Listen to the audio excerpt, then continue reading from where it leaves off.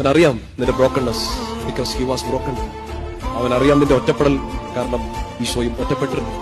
നീ ഒറ്റുകൊടുക്കപ്പെട്ട അനുഭവങ്ങൾ ഈശോയ്ക്ക് നന്നായിട്ട് അറിയാം, കാരണം കൂടെ നടന്നു വരുത്തണം ഒറ്റുകൊടുത്തത്. കൂടെ ആരുമില്ലാത്ത നിന്റെ സങ്കടം ഈശോയ്ക്ക് മനസ്സിലാകും, കാരണം കുരിശിന്റെ വഴിയിൽ അവൻ ഒറ്റയ്ക്കാണ്. ചെയ്യാത്ത കുറ്റം നിന്റെ മേൽ ആരോപിക്കപ്പെടുമ്പോൾ അത് ഏറ്റവും നന്നായിട്ട് മനസ്സിലാകുന്ന ഈശോയ്ക്കാണ്, കാരണം അവർ ഇതിന്റെ തീജ്വാല നന്നായിട്ട് അനുഭവിച്ചതാണ്. ആട്ട് കിട്ടുമ്പോ, തുപ്പ് കിട്ടുമ്പോ, മാറ്റി നിർത്തപ്പെടുമ്പോ, ചെയ്ത നന്മയൊക്കെ തെറ്റിദ്ധരിക്കപ്പെടുമ്പോ, നീ നന്മയ്ക്ക് വേണ്ടി വഴിയൊരുക്കി, നീ സംസാരിച്ചു, പക്ഷെ അതെല്ലാം നാശത്തിനായിരുന്നു, അത് മനുഷ്യരെ തെറ്റിക്കാനായിരുന്നു എന്ന് മനുഷ്യർ നീ ചെയ്തിട്ടില്ലാത്തതോ നീ ചിന്തിച്ചിട്ടില്ലാത്തതോ ആയ കാര്യങ്ങൾ നിന്റെ മേൽ ആരോപിക്കുമ്പോൾ അതും ഏറ്റവും പ്രിയപ്പെട്ടവർ പോലും ഇങ്ങനെ പറയുമ്പോ അത് ഏറ്റവും നന്നായിട്ട് മനസ്സിലാവുന്ന ഈശോയ്ക്കുള്ളൂ. Because he has gone through, അവൻ അതിലൂടെ കടന്നുപോയി.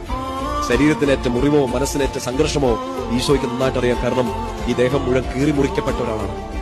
നിന്റെ ശരീരത്തിലെ ഏതെങ്കിലും ഒരു അവയവം വേദനിക്കുമ്പോ, സങ്കടപ്പെടുമ്പോ, അസ്ഥികൾക്കോ ഞരമ്പിനോ ത്വക്കിനോ നിന്റെ എന്തെങ്കിലും ഒരു രോഗമോ നിന്നെ വേട്ടയാടുമ്പോ അത് ഏറ്റവും നന്നായിട്ട് മനസ്സിലാവുന്ന ഈശോയ്ക്കാണ്, കാരണം അവനെപ്പോലെ ശരീരത്തിൽ മുറിവേറ്റ വേറെ ഒരാളെ നമുക്ക് പരിചയിക്കാം. ഉണ്ടായ എല്ലാ മാനസിക സംഘർഷങ്ങളെ ഓർക്കുക. ഇപ്പൊ കടന്നുപോകുന്ന ആ തിക്താനുഭവങ്ങളെ നിർത്താതെ മനസ്സിൽ ഓടി കയറി വരുന്ന തോട്ട്സ്, പഴയ ഓർമ്മകൾ, സങ്കടങ്ങൾ, വേദനകൾ, കേട്ട വാക്കുകൾ, മുറിപ്പെടുത്തിയ മനുഷ്യർ എല്ലാം ഈശോയ്ക്ക് മനസ്സിലാവും.